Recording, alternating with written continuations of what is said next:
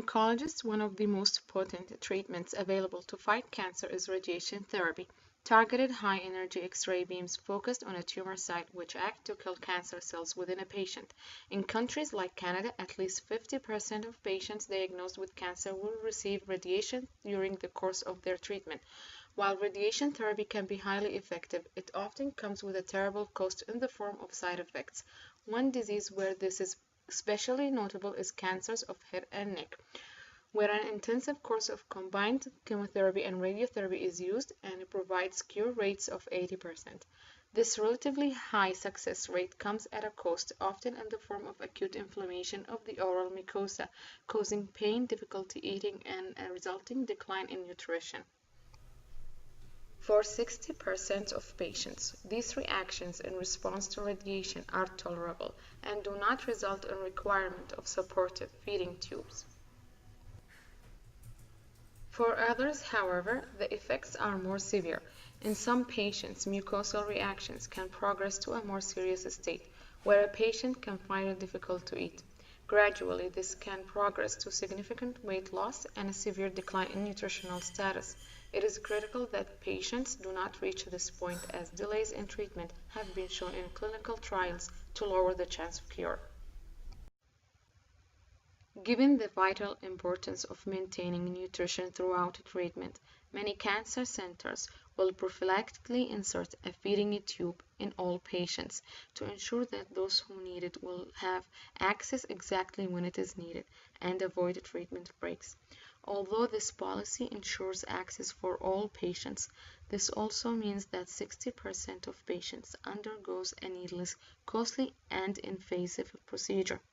The problem for both doctors and for patients is correctly predicting who is at risk of severe reaction and will require additional support. For doctors, being able to predict cases of severe myositis will help to better treat and manage their patients' symptoms. For patients, the ability to predict the seriousness of their reaction will mean less anxiety and uncertainty during their difficult courses of treatment. We propose to solve this serious problem in medicine by using a simple, widely used device, the cell phone. Using your initial investment of $200,000, we will design a smart app that uses a smartphone camera to take high-resolution pictures of the oral mucosa. Using image analysis software based on already available technologies, AppMD will record parameters such as color, intensity, size, and shape of the affected areas. These images will be taken daily and integrated with a daily nutritional log that the patient can enter within AppMD. Implementing this app in a pilot program at select radiation treatment centers, all of these parameters will be correlated with eventual severity of patient symptoms, graded on the widely used radiation therapy oncology group, acute radiation morbidity scoring criteria, a quantitative scale ranging from 0, meaning no complication, to 4, meaning severe complication. The data will also be correlated with individual feeding tube requirements. Our software will use a machine learning and data analytics to constantly refine a predictive algorithm that can identify patients at high risk for severe myositis and nutritional compromise based on specific image parameters.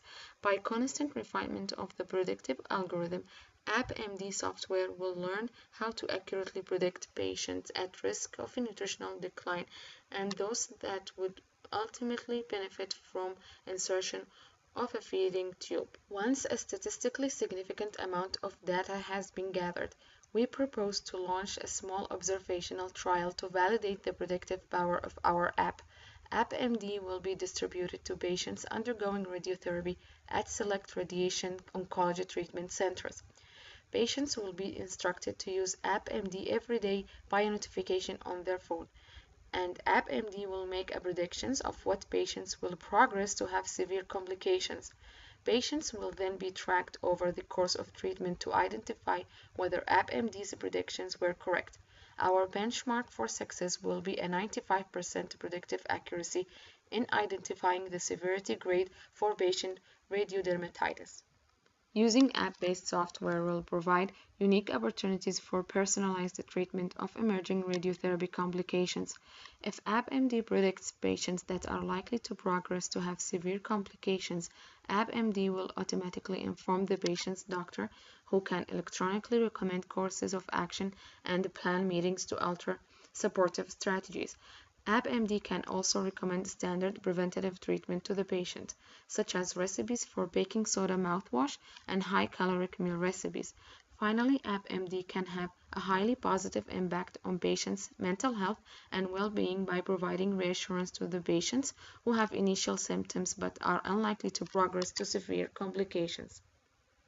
Once these benchmarks have been met, we propose to use a larger investment of $1 million to implement AppMD in a larger clinical trial validating its efficacy in these areas.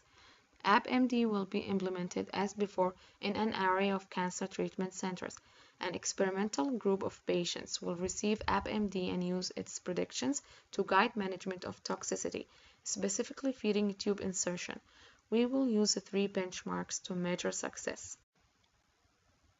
The first will be patient efficacy, whether use of AppMD to guide personalized intervention can accurately identify patients requiring a feeding tube. We will record the sensitivity and specificity of app's predictions.